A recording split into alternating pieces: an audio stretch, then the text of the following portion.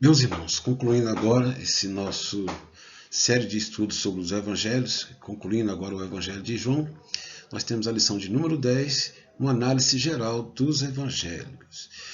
Coisa importante é a gente entender que no início da igreja, ela dependia totalmente da tradição oral. Os discípulos estavam vivos, testificavam, e não só os apóstolos. Jesus tem uma multidão de discípulos, mais de 500 discípulos, e eles estavam ali. E com certeza o testemunho pessoal deles encorajava as pessoas a crerem na mensagem do Evangelho, e como fonte escrita, a igreja tinha até então só as fontes do Antigo Testamento.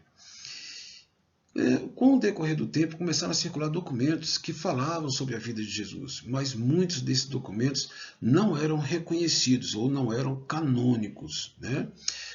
Um material canônico, uma literatura canônica é aquela em que é reconhecida como sagrada.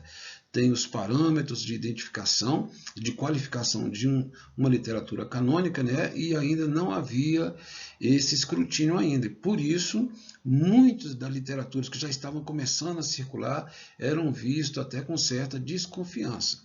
Mas a partir do período dos anos 50 a 150 depois de Cristo, já começaram a circular alguns documentos que futuramente iriam compor o cânon do Novo Testamento.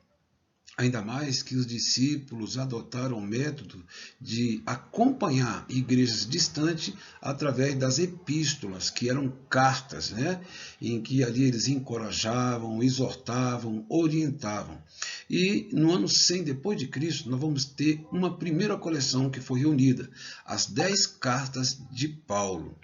Depois, no ano 115 a 125 depois de Cristo, nós vamos ter a segunda coleção, já composta agora dos 4 evangelhos, né? E os evangelhos, não podemos deixar de observar, que eram fonte primária sobre o estudo da vida de Jesus. Primeiro, porque eram dignos de toda confiança, eram apóstolos, ou se não, o caso, que no caso era Lucas e Marcos, não eram apóstolos, mas andavam em profunda comunhão com os apóstolos. No caso de Pedro, ele era um acompanhante ali, né, um fiel amigo de Pedro, e Lucas, fiel amigo de Paulo, né? Vemos então que no ano 200 depois de Cristo já haviam 21 livros reconhecidos como canônicos. A igreja de então já reconhecia o valor sagrado, espiritual e digno para ensino da igreja. No fim do século IV, então, o cânon já estava completo e encerrado. E isso é muito importante. A gente sabe que no decorrer da história da igreja, já no século IV, a igreja já estava começando a sua apostasia, né? Ali já tinha acabado a perseguição contra a igreja já estava, de certa forma, sob o aparato de Constantino, imperador romano. Algumas heresias já estavam cercando a igreja, mas o Deus que sustenta o universo, o Deus que sustenta todas as coisas, garantiu na sua palavra que para sempre a sua palavra iria permanecer. Os céus e a terra passam, mas a palavra de Deus permanece para sempre. Então, esse mesmo Deus que tem esse cuidado na preservação daquilo que é de interesse, ainda mais de interesse para a salvação da humanidade, Deus preservou. Mesmo diante das heresias que surgiram, divisão da igreja, perseguição, várias situações desfavoráveis, nada foi alterado com relação a esse cânon que foi estabelecido ali no século IV da igreja, da era cristã. Vamos então aqui a alguns estudos sobre os evangelhos sinóticos. A gente já sabe que a palavra sinótico, ele quer dizer a mesma visão. Os 3 primeiros evangelhos, eles foram compostos com a mesma estrutura. E já o Evangelho de João, a estrutura dele é diferenciada, a forma como ele dispôs as informações, o conteúdo das suas informações, ainda que algumas vão ser conciliadas, né? Alguns eventos que estão em João vão estar também nos Evangelhos, mas a estrutura, a forma como ele organizou essas informações é bem diferenciada dos Evangelhos. Então vamos aqui algumas características dos Evangelhos sinóticos, começando por Mateus. Em Mateus, nós vamos destacar o interesse pela igreja. É ali que, pela primeira vez, Jesus usa a expressão a igreja. Vemos também em Mateus o interesse apocalíptico. Em Mateus, a maior quantidade de informações escatológicas. Vemos o interesse sistemático. Mateus, ele organiza suas informações de maneira muito precisa, de maneira a embasar uma ideia que ele queria passar sobre o fato de Jesus ser da linhagem real. Jesus é o rei dos judeus, né? Ou deveria ser recebido como rei dos judeus por causa de toda uma linhagem, genealogia e incidentes que comprovariam que Jesus era o rei prometido, o rei de Israel e o rei do mundo. Enfatiza os sermões de Jesus. Apresenta Jesus como rei, tem característica profética. Com relação ao Evangelho segundo Marcos, ele marca, ainda que nós vamos ver aqui, que Marcos apresenta Jesus como o próprio Deus entre os homens. Mas ele apresenta isso de uma forma muito simples, e ele apresenta Jesus, o Deus eterno, de forma simples, aquele que convive entre os homens, aquele que se alimenta entre os homens, aquele que se iguala com os homens. Por isso que Marcos é apresentado Jesus como servo. Nós vamos ver mais lá na frente que Mateus identifica Jesus como rei, Marcos apresenta Jesus como servo. Marcos é endereçado à comunidade romana, em que um império em que denotava pela praticidade. E Marcos apresenta também, tem a característica de ter servido de fonte para os outros evangelhos, enfatiza os milagres de Jesus e tem característica prática. No Evangelho segundo Lucas, nós vemos ali um elevado estilo literário, mais profundo dentre todos. Lucas era médico, escolado e tinha cultura, né? A fonte que ele se serviu, o apóstolo Paulo, né, ele serviu junto com o apóstolo Paulo, né, e ali dessa comunhão que teve com o apóstolo, ele recebeu muitas diretivas, orientações e mais ainda, né?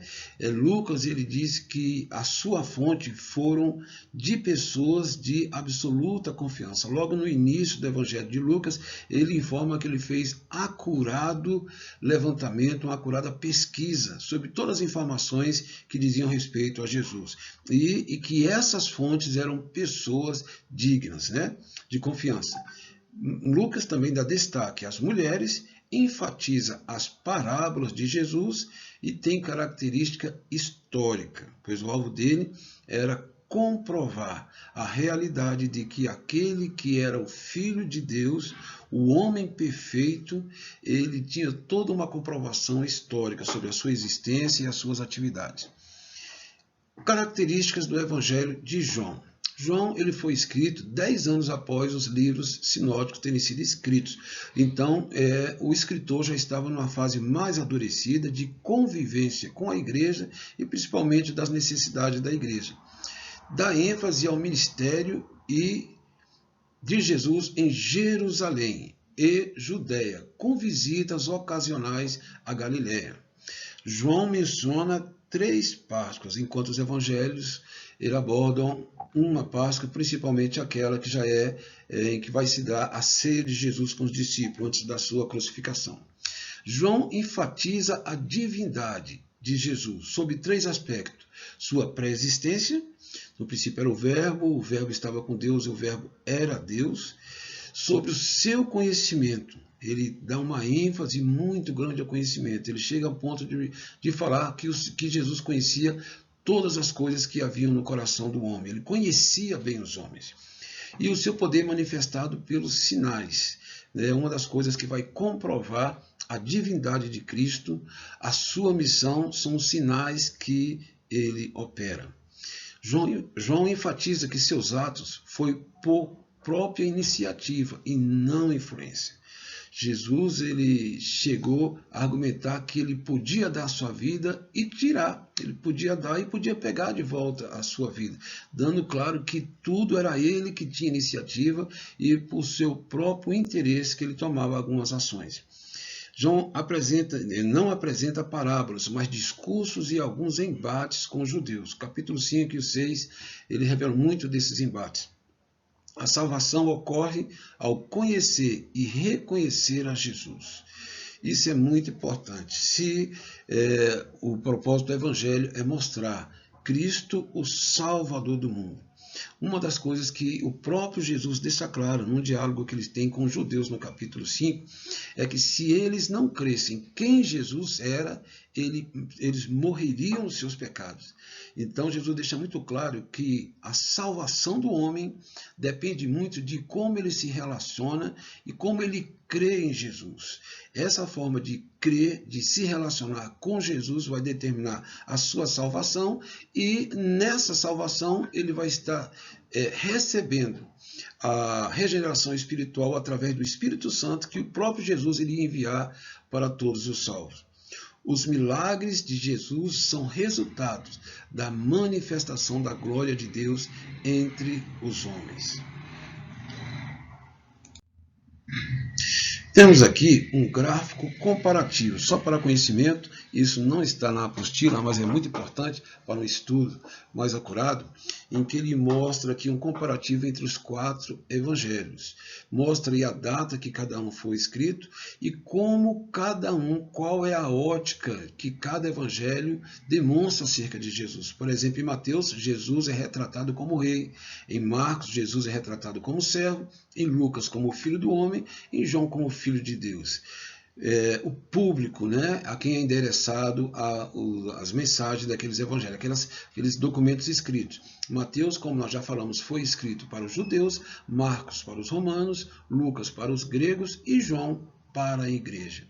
Qual que é a ênfase que cada um dá a respeito de Jesus? Enquanto Mateus dá ênfase aos sermões de Jesus, Marcos dá aos milagres de Jesus, Lucas às parábolas de Jesus e João à divindade de Jesus. E tem a característica que cada um dá também. Em Mateus ele tem uma característica profética, em Marcos tem uma característica de praticidade, Lucas histórico e João espiritual. Ele foi endereçado à igreja e nós vemos aí que logo abaixo as figuras que representam a Jesus de acordo com aquela visão dos querubins, que tinham 4 rostos, e rosto de águia, rosto de leão, o rosto de um boi, né, e um rosto de homem, e que cada um desses aspectos está figurado e representado nos evangelhos. Uma análise aqui mais semântica sobre o evangelho, sobre a palavra evangelho, nós sabemos que a palavra evangelho vem do grego, evangelion, que quer dizer boas novas. Essa expressão evangelho ocorre 75 vezes no Novo Testamento. E a definição que nós poderíamos dar com relação a essa palavra e o sentido universal de evangelho seria boas novas de Deus, por meio de Jesus Cristo, que abriu o caminho de salvação para todos os homens. Isso porque o Evangelho tem um caráter universal. Era muito comum, né, um Deus tribal, um Deus local. Infelizmente, muitas vezes, os próprios judeus eles se apropriaram de Deus como se Deus fosse um Deus manifestamente judeu, para os judeus. E Jesus deixou claro que não é esse o caráter do Evangelho.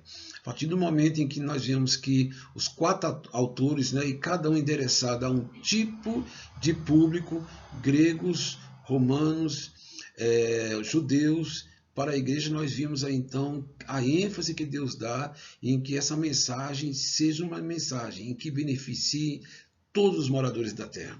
Jesus diz: ide por todo mundo, pregar o evangelho a toda criatura. E outra feita no evangelho, em João, nós vemos aí, Deus amou o mundo de tal maneira. E Paulo continua dizendo: Deus quer que todos os homens, em todos os lugares, venham ao conhecimento de Deus e sejam salvos. Então, essa universalidade do Evangelho é uma característica do Evangelho do Senhor Jesus Cristo. No Antigo Testamento, Deus se manifestou por meio da lei e dos profetas e dos juízes, mas no Novo Testamento, Deus se manifesta por meio do seu Filho. As boas novas tornaram-se conhecidas no mundo através de Jesus Cristo. E nesse sentido, né, ao mesmo tempo em que a palavra evangelho quer dizer boas novas, uma boa notícia para a humanidade, o próprio Jesus é a boa nova do evangelho. O fato dele ter vindo anunciado, morrido por nós, e através da sua morte e ressurreição garantiu o perdão e a salvação, é a melhor boa nova que nós podemos ter. Com relação à visão dos evangelhos sobre 4 aspectos.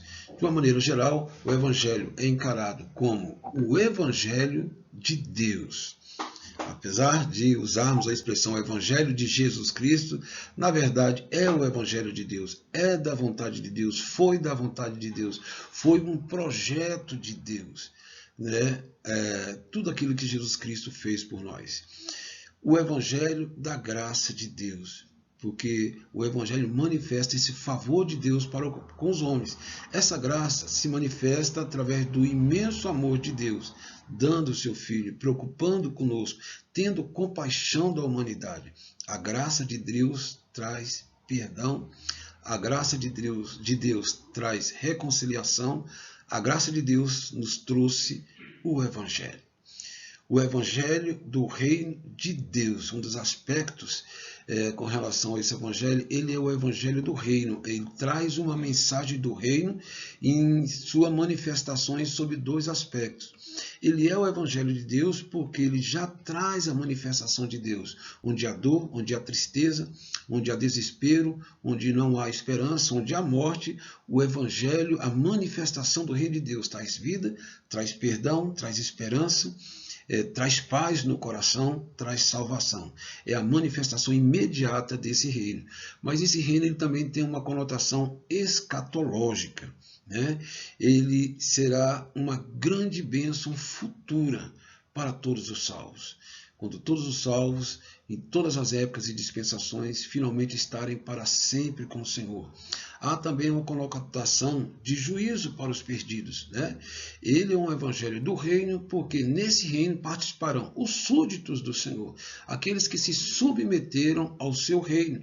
Mas também ele tem um lado negativo para aqueles que não se submeteram às leis do reino, ao Senhor desse reino. E sobre essas pessoas virá o juízo de Deus. Ele é o evangelho da glória de Deus, um evangelho triunfante e vitorioso. É um evangelho que onde, como nós falamos anteriormente, há o domínio das forças do mal. Já hoje, e desde que a igreja começou, aonde a igreja chega, as forças do mal vão sendo reprimidas, vão sendo ali afastadas pela manifestação do poder de Deus. Ele é o evangelho da glória de Deus. A igreja é vitoriosa hoje sob as forças do mal, mas Cristo futuramente derrotará o próprio autor do mal, Satanás, a quem ele esmagará debaixo dos seus pés. E o evangelho é a esperança. O evangelho da esperança e o evangelho é a esperança. Uma coisa que marca a vida do incrédulo é a falta de esperança verdadeira. Ainda que ele tenha uma fé, muitas vezes limitada, ainda que o incrédulo tenha momentos de alegria, alguns momentos aqui bons aqui nessa terra, mas na verdade o que marca a vida do incrédulo é a falta de esperança, é a falta de expectativa com relação à vida futura. Ainda que muitas vezes viva sob aspectos da religiosidade, mas por desconhecer o evangelho, por não conhecer a Cristo, por não conhecer a Deus, o que marca a vida do incrédulo é a falta da esperança futura, o que é o oposto para a vida do crente salvo. O crente salvo ele é fortalecido pelas esperanças fornecidas pelo evangelho, ainda que a vida dele seja cercada por adversidade. No mundo tereis aflições, então o Senhor nunca disse que a igreja não passaria por dificuldades, adversidades, perseguições, mas em meio a toda essa situação, nada apaga do coração do crente a esperança em Cristo Jesus. Na história da igreja, nós temos o relato dos mártires, homens e mulheres que permitiram ser assassinados, mortos, martirizados por causa da fé. A história da igreja é marcada por homens reformadores que morreram pela causa e pela esperança que o evangelho daria a ele. Muitos morreram ali dando seu último brado de convicção da sua fé e que o Senhor o salvaria e estaria para sempre com o seu Senhor. Cristo promete bênçãos aos que permanecem fiéis. Há promessas de Cristo para aqueles que estão nessa vida, como nós falamos, mesmo que cercado em um ambiente de hostilidade, adversidade, dificuldades, né, quais sejam elas. Cristo promete bênçãos aos que permanecem fiéis. Bênção quanto à vida futura. Há várias passagens que o Senhor encoraja seu discípulo, em que ele relata ali no capítulo 24 de Mateus, e em outras passagens, a expressão: vinde benditos do meu Pai, possuí por herança a terra, a herança que vos está reservada desde a fundação do mundo. E várias outras expressões como essa, em que Jesus declara para os que lhe forem fiéis e crentes nele: todo aquele que nele crê não vai perecer, não entrará em juízo, mas tem a vida eterna. Essas são bênçãos futuras para todos os seguidores de Cristo, mas há bênçãos presentes também, bênçãos que acompanham a vida do crente. O Senhor deixou várias passagens, deixando claro que o cuidado dele conosco é integral. Não vos deixarei órfãos. Não os deixarei órfãos. Estou convosco todos os dias até a consumação dos séculos. Não te deixarei, nem te desampararei. São passagens e outras como essas que garantem que nessa jornada não estaríamos desamparados. A igreja do Senhor, muitas vezes frágil, pobre, é uma igreja cercada de um braço poderoso, de um cuidador, de um pastor que cuida das suas ovelhas. A volta de Jesus é uma das promessas que alimenta a esperança da igreja. E isso porque porá fim a séculos de sofrimento, perseguições, provações e dificuldade, entrando no gozo eterno do seu amado Salvador, Jesus Cristo, o Cordeiro de Deus que tira o pecado do mundo. A volta de Jesus culminará todos esses elementos que envolvem a esperança que nós temos em Cristo. A qualquer momento, ele estará voltando para buscar a sua igreja.